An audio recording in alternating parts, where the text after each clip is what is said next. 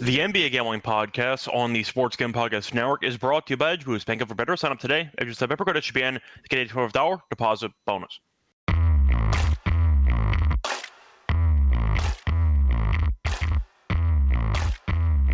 And welcome, everybody, to the NBA Gambling Podcast here on the Sports Gambling Podcast Network. It's currently Friday morning, May 29th, around 11 a.m. Eastern Time. I'm Russ Upson, Sky Show. Once again, join me along this minute together. We're going to break down the game between the Pacers and the Knicks. Could be the last game of the series. Who knows? But it is Game 5 taking place tonight.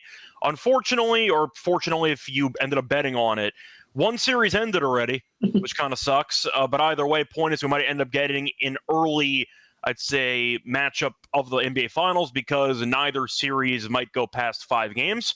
But who knows? Either way, point is we do have one game on the card tonight. Should be fun. But I said before, I'm joined by Lonte. How's it going with you? Not bad, man. Just winding down. I can see the end of the tunnel from the NBA season. It's going by pretty fast. But, yeah, I mean, I wish the games were a little bit better on the West side, but, you know, the East has been delivering so far. So hopefully we get another classic game here.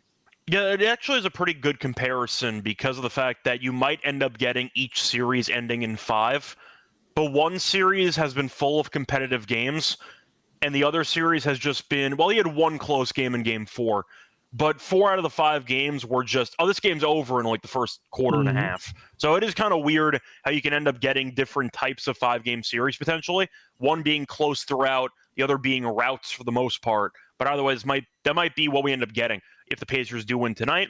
Before we get into any of the actual discussion of the game yesterday, the quick discussion, by the way, so don't get too excited. But either way, we do want to remind everyone once again that we have more content on the SGP network because the SGP guys are going to be ripping packs live on air next Monday night. So a reminder, they'll be breaking a new case of Panini Prisms with dabs, and you can get 10% off your favorite team. The promo code SGPN, go to sportsgambling.com/break to get in on the action.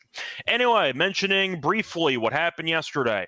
Game was over in about 4 minutes, but you saw the Thunder advance to the NBA Finals, first time since Durant and Westbrook were there. But either way, point is the Timberwolves scored a grand total of 9 points in the first quarter.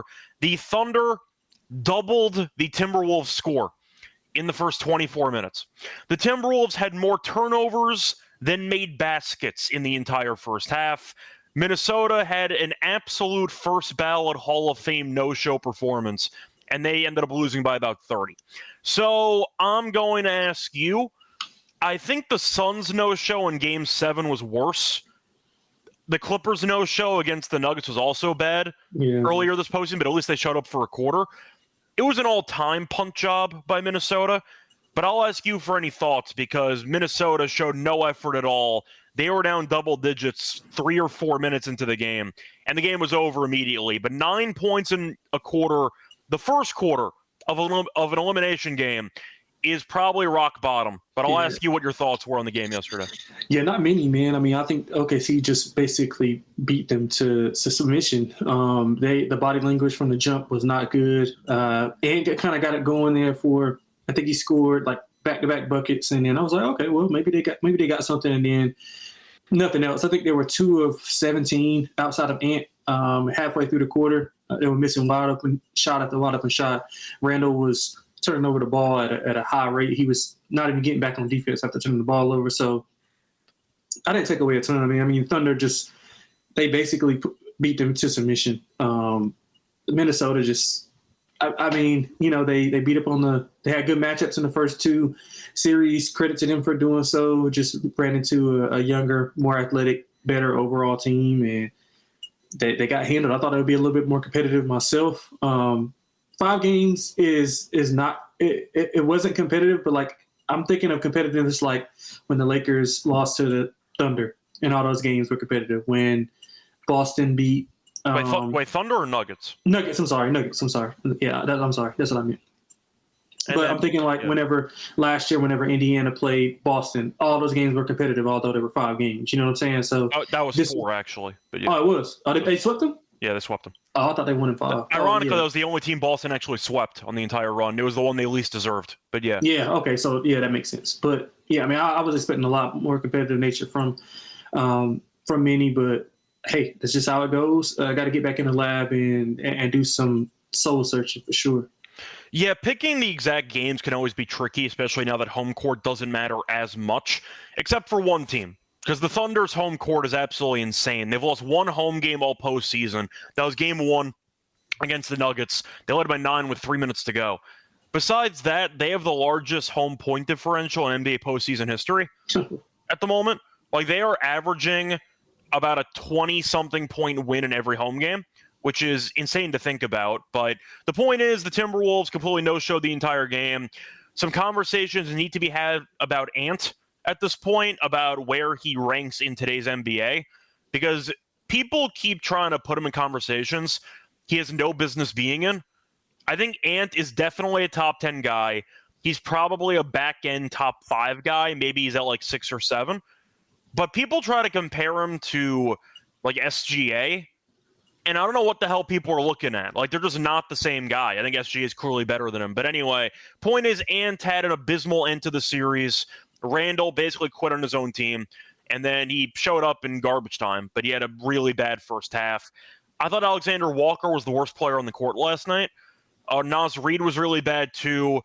Alexander Walker, I'll give a pass to because he was great for every other game of the series, but damn, he was really bad last night. But Minnesota couldn't stop turning the ball over. And I do want to actually point out a piece of history right now, at least based on projection.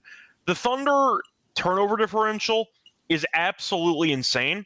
And I tweeted it. I don't know if you actually saw it, but do you know what I'm talking about at all, or you didn't see it? No. I didn't see it. Okay. So the Thunder so far this postseason have played 16 games. They have a turnover differential. Do you want to guess what it is? In 16 games, what's the turnover differential? Well, I know it's pretty good because they don't turn the ball over and they turn teams over. I would say plus, because they turned the ball over a decent amount in the first few games. Plus, what, 70? Can I interest you in plus 100? Close enough. The second highest, by the way, of all time. I know that we still have some games to go, but Toronto had the second highest of all time the year that they won with Kawhi at 79. They have 100 positive turnover differential in 12 games, or 16 games. Sorry, 16 games, which is almost impossible. And to actually reference the other teams on the list, you have Toronto in 2019, you have Chicago in 96 and 97, and Miami 2013. All 4 of those teams won the title. So there you go. Point is, the Thunder, I've said many times on this show, might be one of, if not the best defensive team of all time. And this is why. 100 positive turnover differential in 16 games is insane. Yeah, and Minnesota couldn't dribble the basketball the entire series. I mean, that's why they won game 4, because they got outplayed in every other area, but they forced 20-plus turnovers. It is just an insane unit to watch. With Caruso coming off the bench, SGA is a good defensive player. We know Dort's a monster. Chet and Hartenstein together are nuts. They can run a box-in-one zone with Caruso. Like, it's kind of insane how many different looks they can give you. And they have so many guys, even J-Dub, I forgot to mention, who they can just swarm every ball handler, force so many mistakes. I don't know how you score on this team, and the Thunder are now advancing to the finals, and they're like minus 700 to win the title. So I'm not surprised by it, but wanted to mention it. The Thunder are an all-time great defense. Right now, based on point differential, the best home court advantage in NBA postseason history, and they have the highest turnover margin by a ton up to this point. So very tough to beat, because a reminder, whoever does come out of the East, you have to beat them at least one time in OKC, which I'm not sure is going to happen. So just keep that in mind. But either way, the Thunder did a great job. The Timberwolves quit again, and they got buried in the Western Conference Finals the second straight year in 5 games. Do want to segue quickly, though, to Minnesota. Of course, Ant had a bad end of his playoff run. Still made it to back-to-back conference finals, and also did me a solid because I gave out Ant to lead the series in rebounding. Plus 5,000. We take. Plus 5,000. We take that. He beat Naz Reid by like 2, which was a sweat. But either way, shout out to Ant for cashing my plus 5,000 bet. I appreciate that. But either way, that was what he did for me. Did more for me than he did for Minnesota, but I'll take it. And me too. In that series. So there you go. But either way, I do want to ask you for the upcoming plans for the Timberwolves, mainly involving one guy, because Randall was the main trade piece in that Cat deal. that they got back in return. They got him and DiVincenzo. Problem is Randall is an opt-out, so you could argue that it was a salary dump to get rid of Cat's salary. Randall was great for the first couple rounds of the playoffs, and then he immediately imploded in classic Randall fashion. But he's a player option for $31 million, give or take. Probably of course, he will opt out because right now you have max guys getting $60+ million. He can definitely get more than 31 if he shops around. There are some bad teams that'll give it to him. I don't see a good team giving him that money. But the question is if Randall decides to either come back or decides to once again sign with another team. But he will be declining that option. I think he's worth more than 31 in today's NBA climate. So I'll ask you right now, if you're Minnesota, do you want Randall back? What do you do? Well, I think it's a two-part answer. I think, yeah, you want him back, but it has to be with – you have to build something else around him. Like, I think the one piece they have to get rid of that nobody's talking about is Gobert. Like, he is no good, man. No, he doesn't provide any type of – I mean, I know the defense is what it is at certain times, but on a consistent basis, he's getting played off the floor series after series. He has a few good moments, but I mean, that was against a team with the Lakers with no size interior on the interior. So, like, I know he's got a huge contract, but you got to do something to upgrade that position. Obviously, I think Conley needs to probably either be moved to a bench role and have Rob step up. But you got to get some more pieces around Ant that's going to help with as far as scoring the ball. Because if you look, I think McDaniels, Conley, and Gobert had a total of like under 10 points combined, if I'm not mistaken. So you got to find some kind of fluidity there. Now, to answer the Randall question, yeah, you'll take him back, but you have to have the pieces around to make him fit a little bit better. So he's not the proverbial, 1B to Ant. I don't think he's a 1B. I don't think he's a 2. I think he's more of a 3, maybe a 2B if you want to put him there. But you got to get somebody in there that can score and help Ant kind of take the pressure off of him as far as scoring and self-creation. I don't have any, like, who do you trust to create for themselves off the dribble? Nope, just on Ant. Minnesota? Yeah, just Ant, right? Summer League Rob Dillingham? Yeah, but he's not. I mean, they don't have anybody. Like that's why I picked OKC. I just don't know how Minnesota. And you saw it in the immediate first 2 games in OKC where they got routed. They just couldn't generate easy offense from anybody, and I feel like they don't have enough consistent, reliable options. Randall was very good in the first 2 series, and then he had a decent, I'd say, an okay start to the series in Game 1. Most of the first half of Game 1. Besides that, though, Randall's going to isolate and the shot selection is going to be ugly, but I have an issue with him emotionally. I think that he quits very quickly, and I feel like he can definitely take himself out of games. Ant can, too. I thought Ant took himself out of multiple games in the series, too, which is understandable based on maturity, or lack thereof in this case, but I do think Randall is a guy that you either sign and trade, or you end up just potentially bringing back on a cheap deal. You can't let him walk for nothing. So I think a sign-and trade's realistic, and I see Ginger mentioning that re-signing Reed is going to be expensive. Look, I think you have to bring Reed back. I think Reed's really good.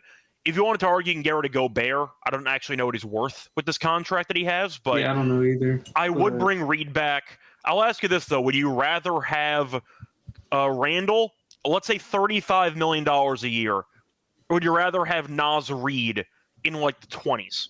Yeah, I'm taking Naz Reid at the 20s. Yeah, I'd rather have Naz Reid at 20. I mean, I just think that Randall has to be in a specific situation. And now, granted, they played well, but that was the regular season for down the stretch, and he did fit them well. But we all know the regular season and playoffs is completely different. So what works in the regular season obviously doesn't work in the playoffs unless you're, the OKCs or Indiana, even to a lesser extent, like Boston, of course, doing what they do, but. I mean, I don't. Randall is tricky, man.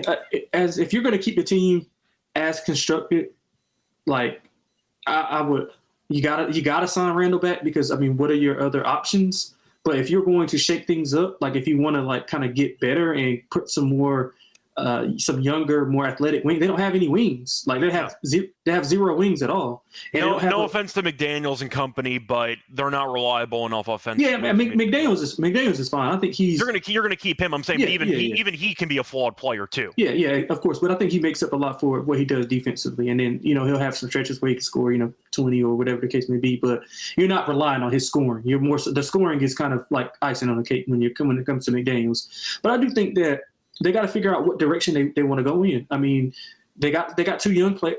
Well, Shannon's not young. I mean, he's young in NBA years, but he's technically older than Ant. I actually like Shannon. I'm surprised that he wasn't used more during the season. I liked him in Illinois. I thought that he's a solid scorer that they need. Yeah. And so, you're going to – I'm guessing Rob's going to step into that Mike Conley role, and whether Mike Conley I don't know what Mike Conley has left on his deal, but maybe you move him to kind of the veteran role where he can come off the bench and get that production, 8 to 10 points off the bench and be another ball handler for you. But you gotta ascend Rob to that point guard role, get some more playmaking because he can self-create, he can shot create for himself, he can perform for others as well. So yeah, I mean they got a lot of decisions to make, but not a lot of time because you got the Rudy contract, you got Randall, you got Reed, you got Nall. So, you got to figure out a lot of things in a short amount of time. Definitely true. I see JT mentioning that Randall's probably gone. It's a very weak free agent class. You might see a bunch of people getting traded. I think Reed would leave before Randall. But Reed's restricted. Oh, he is. Oh, he's restricted. Okay. Because he's still on the rookie deal, so you can match whatever contract anybody offers, which I'm assuming Minnesota would. Randall can potentially go as well. So we'll see what happens, but I think you can't let him go for nothing because I think a team would actually trade for Randall. Not a good team, but I think that there would be a couple of average teams that might consider it. And at that point, maybe you end up getting something out of it. But look, in reality, Minnesota got rid of Cat because they don't want to pay him $60+ million. I understand that, and I kind of agree where they were coming from. But the problem is you're Minnesota. Well, I think Cat's better than Randall, but the point is now – yeah, but you have – look, I would have gotten rid of Gobert. Yeah. The point is Gobert, once you traded all those picks and assets to the Utah, which I still think is a bad trade, no matter how you slice it.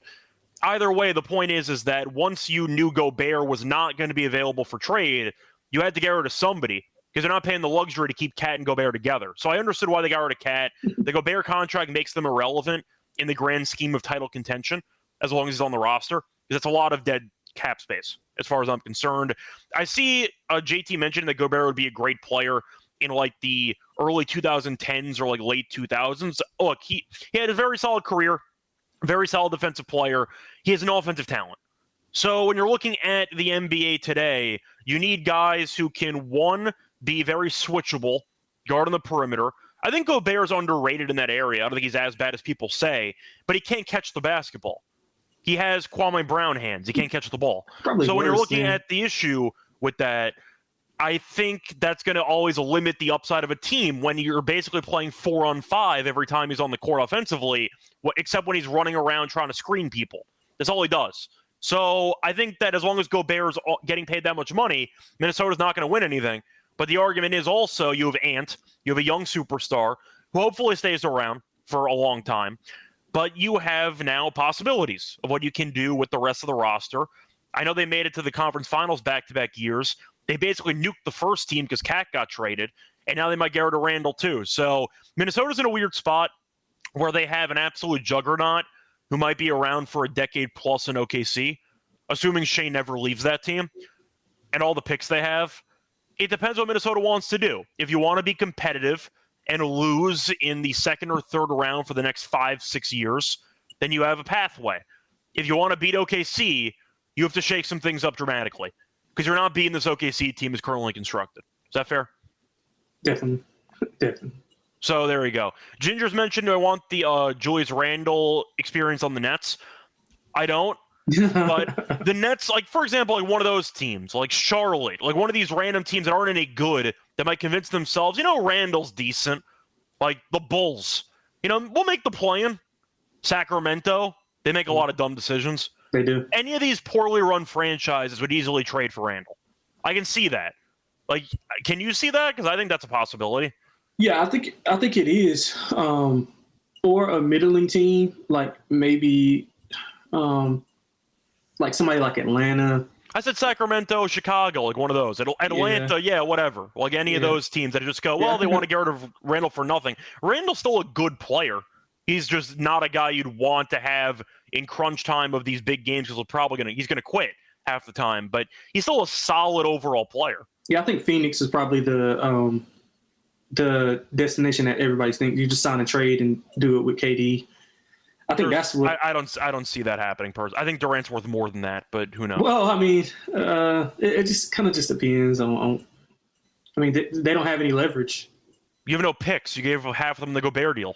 Yeah, so I mean, they don't have anything, so they can't really decide what like Durant's worth because everybody knows, hey, he wants out. You try to trade him at the deadline, so kind of lost your leverage there. But I mean, it all just depends. I can see a ton of different things happening, but. According to a lot of the people that working inside the NBA and have these connections to all these front offices, it's going to be a crazy offseason. So I can see Minnesota getting a little crazy as well. I think that they're going to. I know Connolly's an aggressive GM. I think that it makes sense. They have a new ownership group with A-Rod now. Yeah, we'll see if they want to do anything. Yeah. But look, Minnesota's in a solid spot. When you make back-to-back conference finals, the problem is what was mentioned earlier, which is why I thought the Gobert deal was an all-time bad deal at the time. Right now, they're on the hook for 2 more years of Gobert, plus a player option in year 3 for $35+ million. I think it's an atrocious deal. I don't care that they made it to 2 separate conference finals. I think they were never going to win the title with Gobert on the roster getting paid that much money. And I think it's an all-time bad deal. Is it as bad as the SGA deal with the Clippers? Hell no. Because the Thunder got SGA and Jalen Williams in the same deal for Paul George. So that's definitely a worse deal. I was never a fan of this Gobert deal because it limits your ceiling. And you throw in the apron system, they're screwed. Yeah. And now we're seeing why.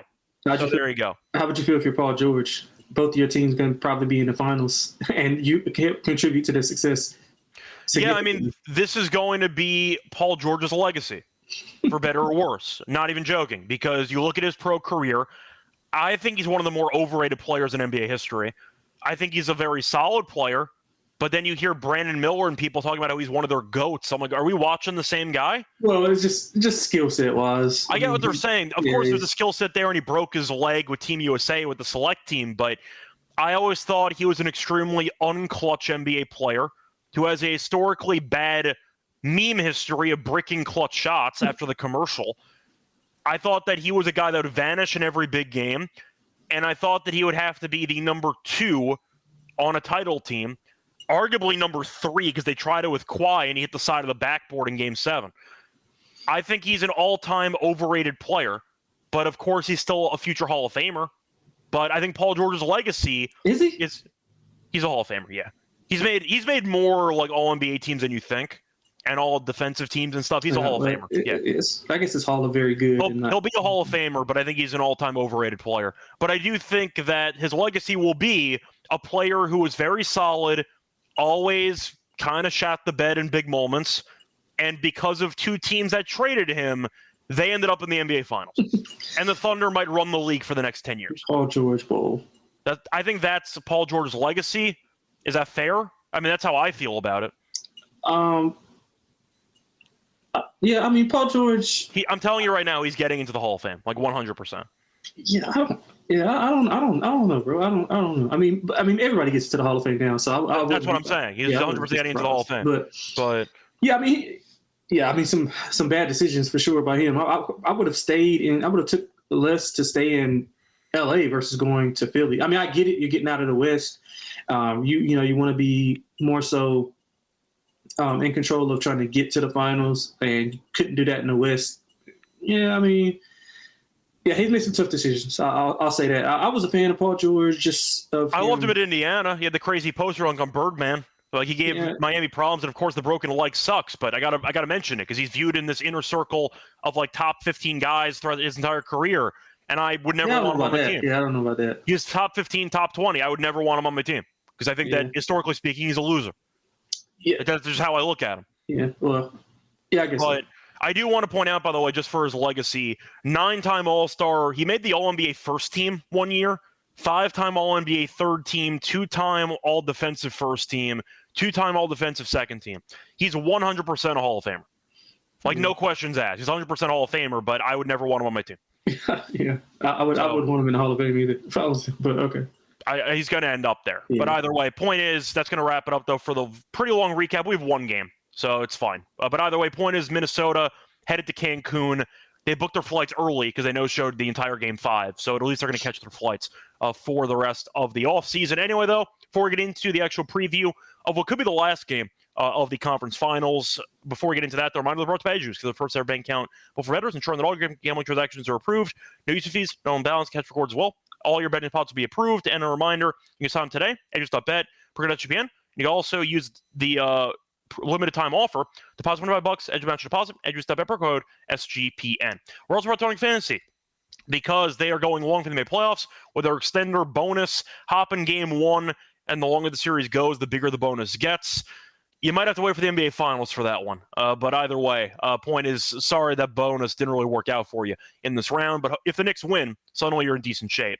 Point is, though, you can also sign up for your new account, the promo code NBASGPN. You get a special make it hurt sign deposit offer up to 1K bonus cash on the promo code NBASGPN.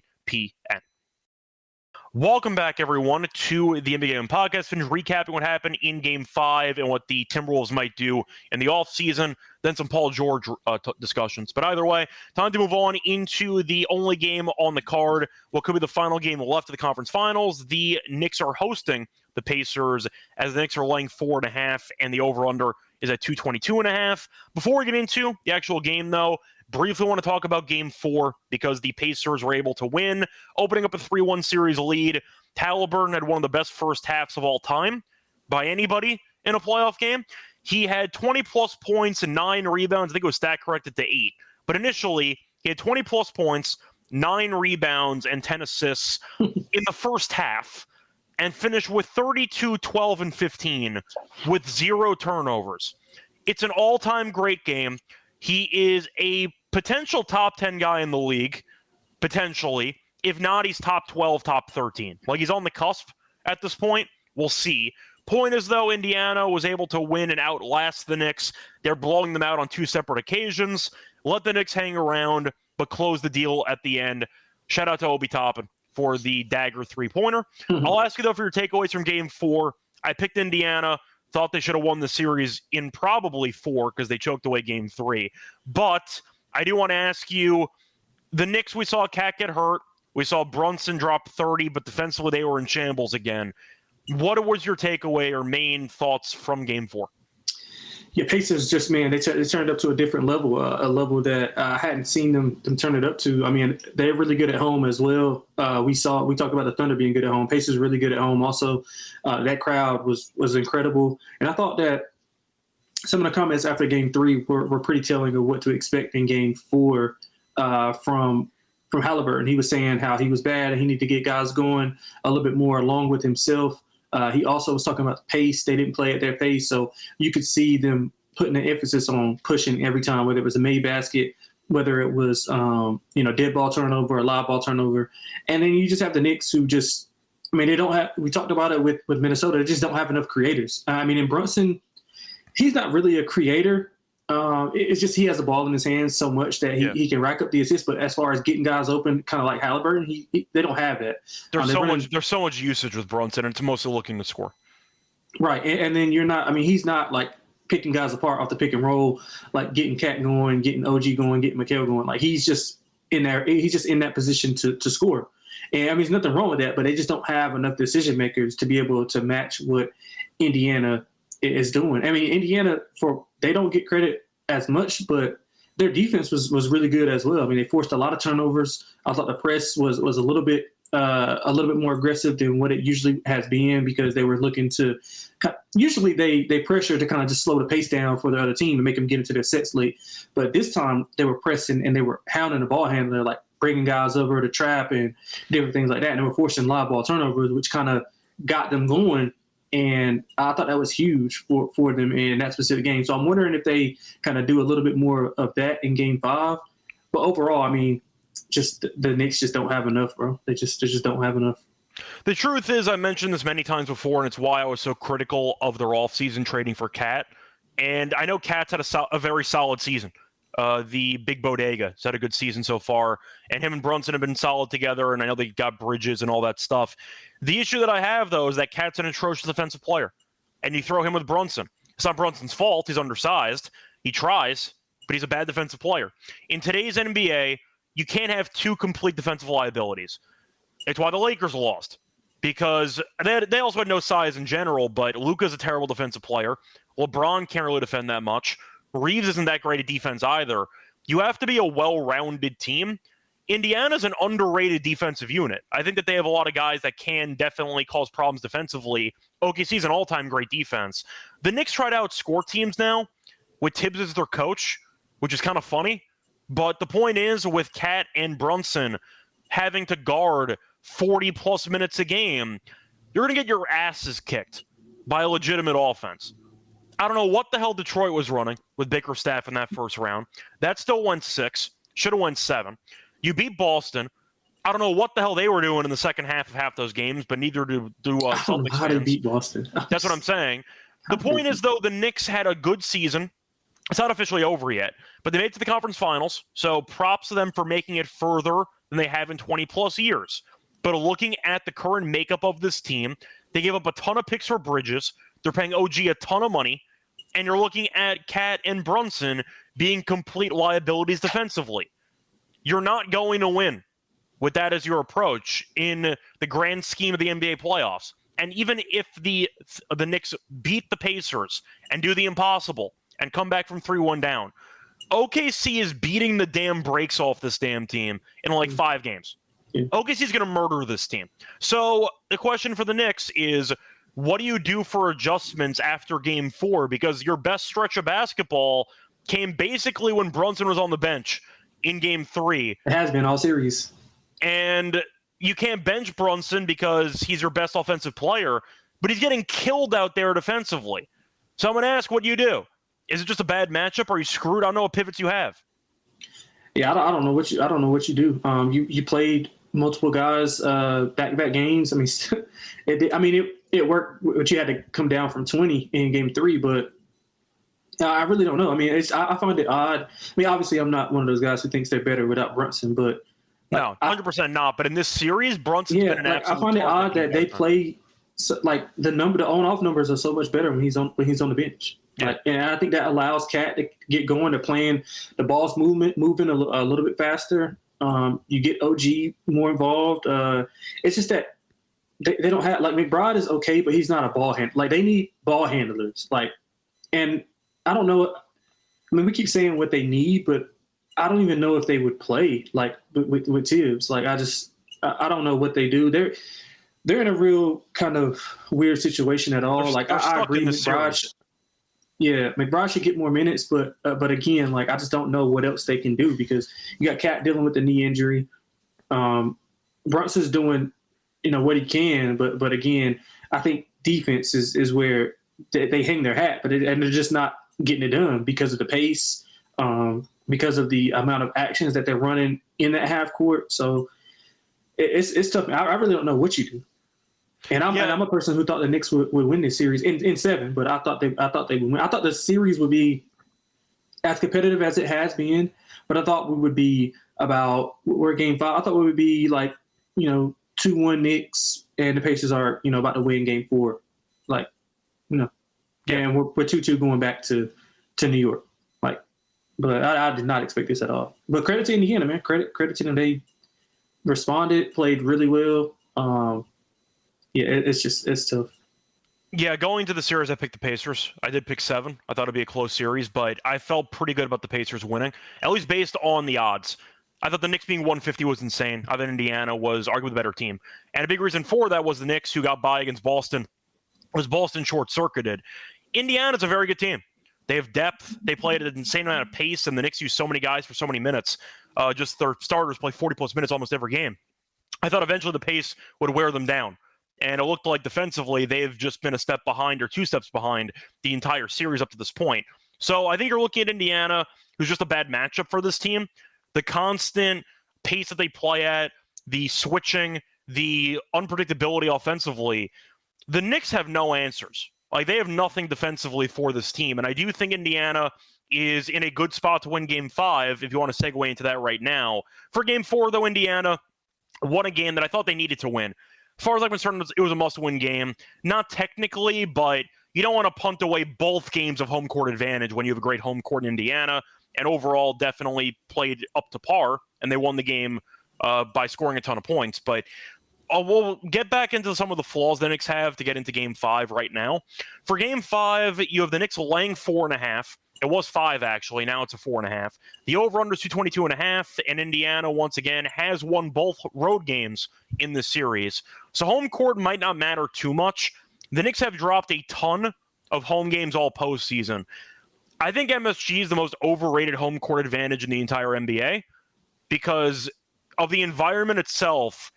Terrell will talk about it. Other teams' players will step up because they're playing in the Garden, and they get an extra boost.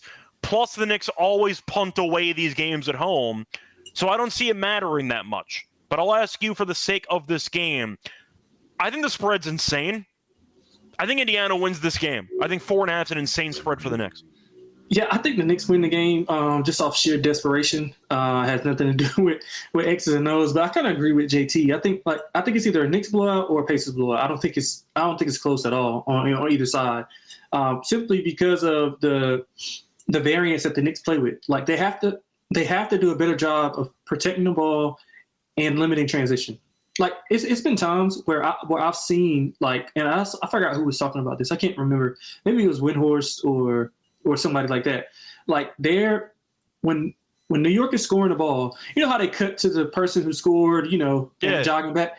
They cannot even do that because the Pacers are already down in the court taking a while. Exactly. They can't do it, and that's incredible. So I don't know if you might need to put some extended pressure on the Pacers after makes or even off misses to slow them down a little bit. And I know the best way to do that is limit the live ball turnovers. I mean, turnovers are bad, but against this team that plays with that much pace, you don't want to have any live ball turnovers. So if you're going to turn the ball over, make sure you throw it into the second row or third row or whatever the case may be, and don't allow them to get in transition. So I think that's one of the things that Tibbs maybe has to do is maybe extend that pressure a little bit further out to force them to get into their offense a little bit later where they're out of rhythm. I mean, Tyrese does a good job of not turning the ball over as a whole. So the pressure probably not really going to bother him. But again, maybe you switch defenders on him. They've been kind of rotating guys on him, but I would probably put OG on him a little bit more with the size and length that he has and see if that can maybe bother him. Because when Tyrese scores 20-plus points, I think they've only 25-3 or something like that, or 22-3 or something like that. So you have to limit him. And then I think the magic number is 114 for the Pacers. Once the Pacers get to 114, they're pretty much going to win the game in this specific series. But the number – it's come down. I mean, you remember in Game 1, it was 6.5. So they've adjusted. The odds have adjusted. But I just think this is a good spot for the Knicks. I think they'll come out on fire. I like them first quarter, first half as well. But they just got to limit the transition and make them work their offense and score offensively in the half court. Now, the Pacers' offense is not that good in the half court. I mean, it's good, but it's not as good as it is in transition and once they get to that secondary break. But in the half court, whenever the Knicks have actually made them work like they did in Game 3, you saw the result. They played a little bit work in the second half of Game 3, not the first half. But I do have to kind of counter, though, for the Game 3 because Brunson was on the bench. Can you keep playing that high-quality defense with Brunson on the floor with Cat in the half court? I think the answer is no. Yeah, I mean, that's something that they'll have to disguise. Maybe you got to play a little bit more zone. Just pushing back a little bit because a lot of that defensive stretch was with McBride playing the main guard position because Brunson was on the bench. Yeah, so, that's true. So he's got to have to tinker with that. But I do think it's a good spot for the Knicks to win one at home. They haven't won one at home in this series.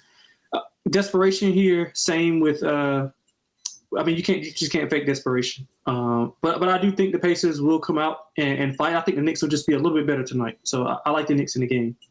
Yeah, I do want to quickly point out here. Just quickly pulling it up. Yeah, I think the Knicks this postseason are 3-5 at home. Yeah, probably. I think that MSG is an extremely overrated environment in the NBA. But either way, point is, I do want to ask you, though, for the sake of the injury report, because I forgot to bring it up before. Cat, of course, has a bad knee. Got injured in the last couple of minutes of Game 4, played through it, but he was clearly compromised. We'll see how he looks for this one. I'm assuming it's going to be a sprain, but he's going to try to play through it. I expect him to play in this game. Yeah, me too. You have Neesmith playing, probably, even though he's questionable. I thought he looked very good in Game 4 for a guy that got injured in Game 3. So I think he'll play too. Want to point out, by the way, bad news for Knicks fans. There is no extender for today. So you have no Scott Foster bailout potential. You got to bring him out the bullpen. Potentially if they get to Game 6. But either way, Game 5, you will not have Scott Foster in the ref crew. You have Zach Zarba, you have Josh Tiven, you have James Williams. So no Scott Foster to save them. The NBA also spared him the trip to OKC last night because they needed a whole team of Scott Fosters for Minnesota to lose by 10. And that did not happen. So they lost by 30 instead. I'm going Pacers here. Cat being compromised too. I can only imagine how bad defensively he's going to look if he can only move on one leg. And even with the explosiveness, Cat's success in this series has been based on driving to the rim. And if he's going to be moving at like half speed, he's going to be limited. He still can't defend. Brunson's getting 30-plus points, but he's taking other guys out of the flow because he's running isolation half the time. OG, I don't trust consistently enough. Bridges is fine. I just think it's an insane spread. They're pricing this game as if desperation and home court advantage is worth like 5 or 6 points. And it's not, because the Knicks have a losing record at home. They have not beaten the Pacers in MSG yet this series.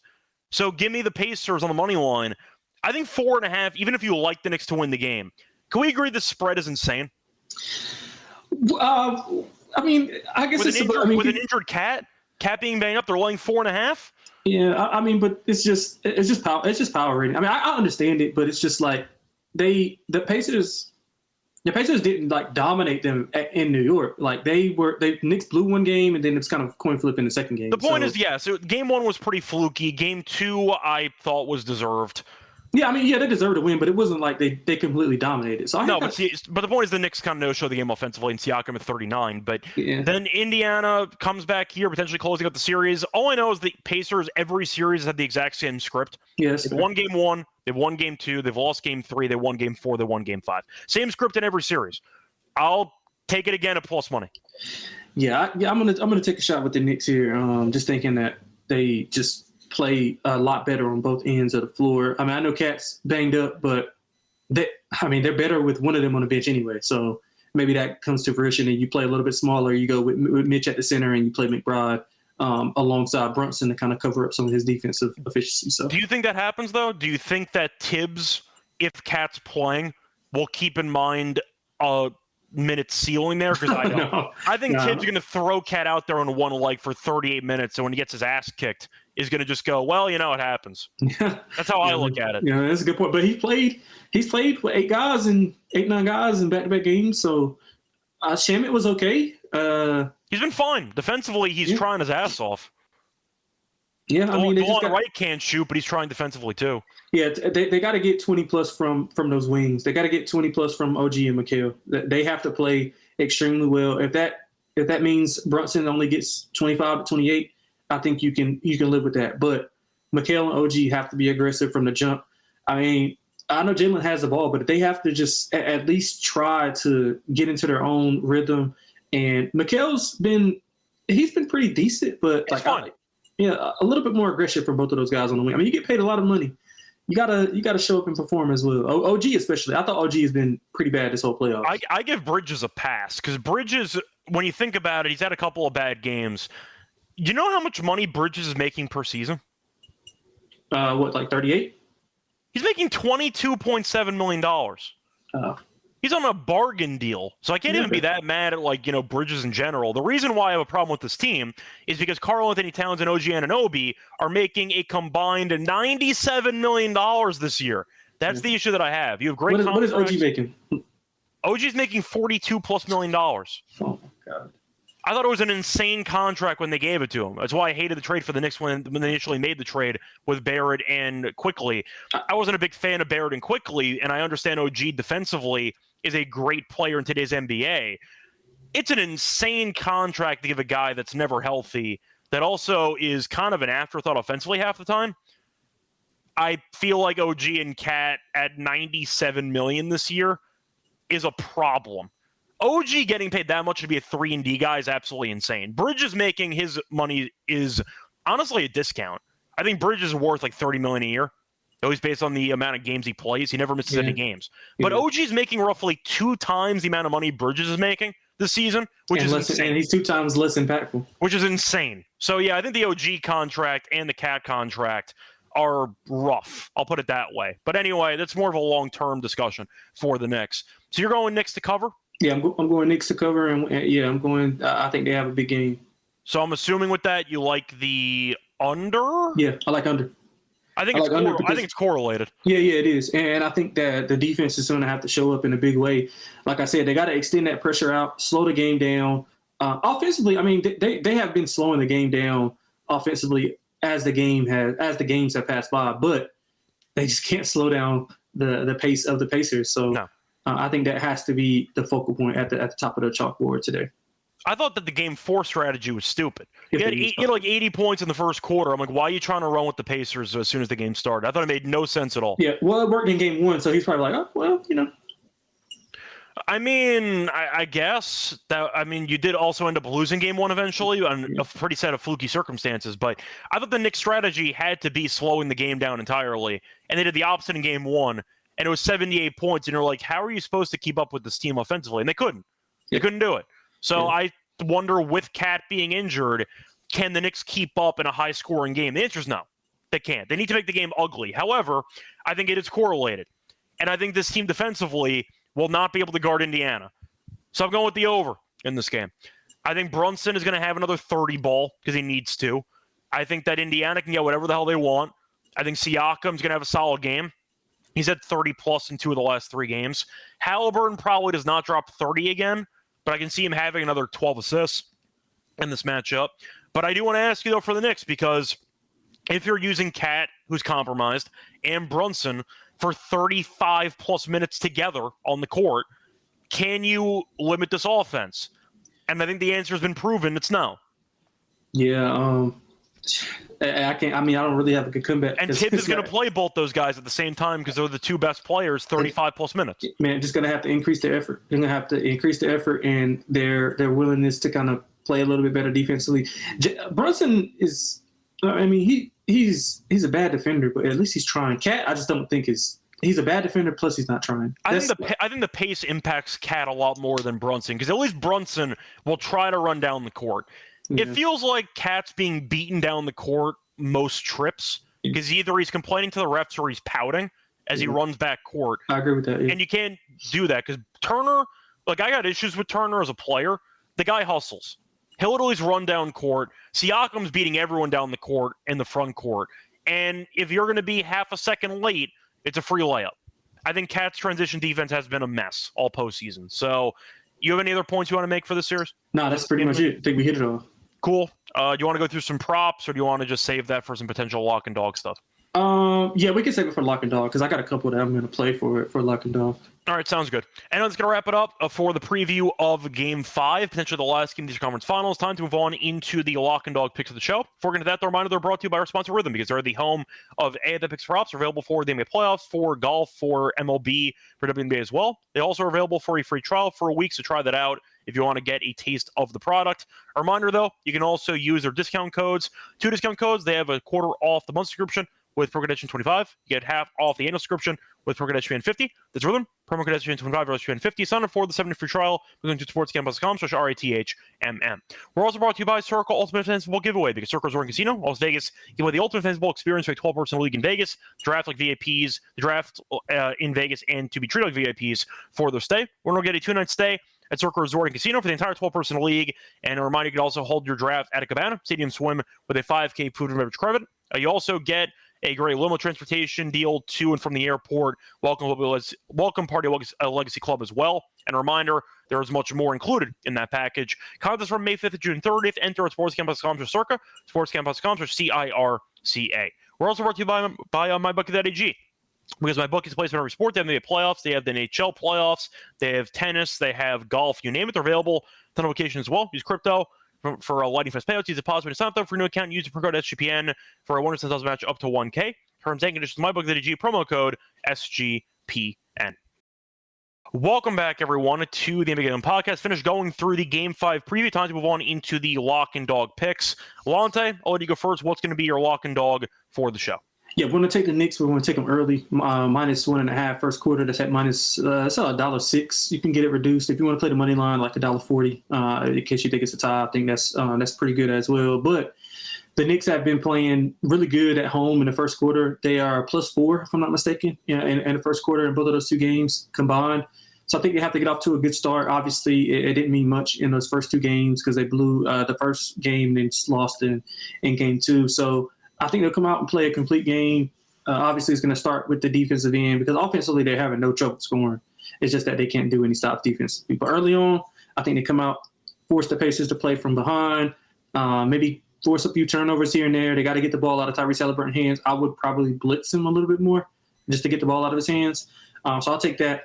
-1.5 at $1.06. So let's go with the dog. Like Mikal Bridges a ton. Let's go 20+ points, +185. I think he and OG have to play extremely well. I thought about parlaying those guys for both 20+, but I'm just going to keep it simple with this one. Let's go with Mikal, 20+ points, +185. All right, so for my lock, I'm going to go with Hart rebounds again. I ended up loving it the last couple games. It's worked out for me. It's at 9.5 at +105. You can find 8.5 at -145, which I think is a good price anyway, 145, and that should be closer to 170 in my opinion. But either way, point is I'll go for the plus money here. Give me Josh Hart over 9.5 rebounds. He's had at least 10 in 4 of the last 5. He plays a ton of minutes even off the bench. He's had at least 10 rebounds in 6 of the last 7. In the head-to-head against Indiana.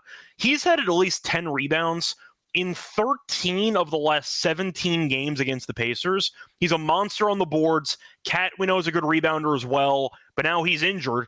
Might be a couple more rebounds up for grabs. I think you're looking at a good spot for Hart again. Give me Hart over 9.5 rebounds at +105 is my lock. For my dog, give me Pacers money line at +150. Not going to reinvent the wheel here. I think that the Pacers should win this game. Cat's banged up. You're looking at a spot where the Knicks defensively can't stop this team. You could argue maybe they'll show up at home for once. Good luck with that. They're 3-5 at home. I think that it's a bad overall price here. I think 4.5 as a spread is insane. Values on the Pacers for me. Ken agreeing that they smell blood in the water. I've seen this script 2 times already where the Pacers will end up losing game 3, win game 4, and win game 5. They won game 5 in Cleveland before in the last series. I don't see intimidation being a factor here. I think the Knicks lose. I think Indiana gets whatever they want offensively, and I think they end up ending the series, and we get a pretty fun finals matchup between the Thunder and the Pacers. But I do see a spot where the Pacers don't wait to get the job done at home in game 6. I think they close it out here. Give me the Pacers money line at +150 as my dog. Now it's time for the underdog entry for the show. I know you're going to co-sign Josh Hart rebounds, so do you want to just join me with that? Completely agree with that. Yep, I agree with that. Okay, so his rebounds are at 8.5 actually on underdog, so we'll take that. So that's going to be the first option. Go with the higher on that. You have anything else you want to recycle your lock and dog play? No. I got another one that I really like. I like Andrew Nembhard, lower 11.5 points. I mean, he's shooting 2 of 18 his last 2 games combined. I think he's got I think he has. Let me get this right. He has 12 points combined in his last 2. So yeah, he had 3 last game. Yeah, nine shots a game. Like he's just not hitting them. And I think another one that coincides with this is Mathurin, like higher than his points. I think he's going to play a big role. He kind of got out of the doghouse a little bit. He's been playing, low minutes still. He still only played 12 minutes, but he had 20 points. So I think Carlisle, especially with Neesmith being iffy for game 5, I think Mathurin will play a bigger role. So I think he'll see close to 20 minutes. I think I'm going to push back a little bit. I mean, he was on a serious heater. He scored 20 points in 12 minutes. How the hell do you get 11 free throw attempts in 12 minutes? Aggressive, man. What the hell is that? I didn't even realize he had that many free throws. That's kind of nuts. But I'm with you on Nembhard. I don't know if I agree about the Mathurin minutes because he had 20 points in 12 minutes and was still a -2. I don't really know how that happens, but I'll push back a little bit. I do like the Nembhard play. but I don't think that Mathers is going to play that many minutes in this game, personally. But either way, you're looking at Nembhard's points being 11.5. I think that is pretty high. I'll go with you there on the lower. And then one last play, which I think is actually correlated to the Hart play. I like Mitchell Robinson. I like his lower, 13.5 points and rebounds. It's at minus 110 in most books, but Underdog does have it at 13.5 as well. He's had a less than 14 in 3 of the 4 games in this series. He played 19 minutes last game. It seems like the Robinson, I'll use the word gimmick, has not really worked out too well over the last few games. Is why they keep benching him and why Hart keeps playing all these minutes. I don't see Robinson playing that much. I know Cat's banged up, but you need the scoring in general. I like the lower on his points and rebounds. Robinson never actually shoots. He only scores with either being hacked on free throws or catching lobs. Right. So I like the lower on Robinson for his PR. You have any thoughts? I'm cool with it. Cool with it. So once again, our 3-pick entry for Underdog for Game 5. Going to go with Josh Hart higher. 8.5 rebounds. Going to go with Andrew Nembhard lower. 11.5 points. And we'll go with Mitchell Robinson lower. 13.5 points and rebounds. That's going to wrap it up for the show. We'll be back not tomorrow, at least for a game breakdown. If the Pacers beat the Knicks in Game 5 tonight, we might do an NBA Finals preview episode on Friday. Maybe. We'll wait to see how many prop markets open up, etc., but keep that in mind. I'm pretty sure they got them loaded up. I'm sure they do, but I don't know if they're going to have everything out by Friday night because the finals would start. When does it start? Like Wednesday? June 5th. I think that's Wednesday. Yeah, maybe. I think it's Wednesday. Let me just quickly see if it's actually listed for the Thunder Thursday? yet. It's on June 5th. Yeah, it's on the 5th. So you have a couple of days off. I don't know how many finals pre-episodes we're going to do. We could, in theory, do a couple, but to be honest, I'd rather just do one and call it a day. So we might have a pretty minimal number of episodes for the next week or so if the Pacers win. So I guess rooting for the Knicks for content, but that goes against my dog. So who knows? But either way, point is we will be previewing the finals at some point, no matter who ends up winning. But we're going to be back for Game 6 if necessary and Game 7 if necessary moving forward. Anyway, might do WNBA episodes actually in the normal time slot. Maybe. To keep an eye out for that. Potentially having some WNBA shows in the 11 a.m. spot in the meantime. But anyway, till next time, I'm on Twitter. Res Radio, find him on Twitter at XXLonteXX. Till next time, good luck to all of you and all of your bets. Bye, everyone. Basketball, give me.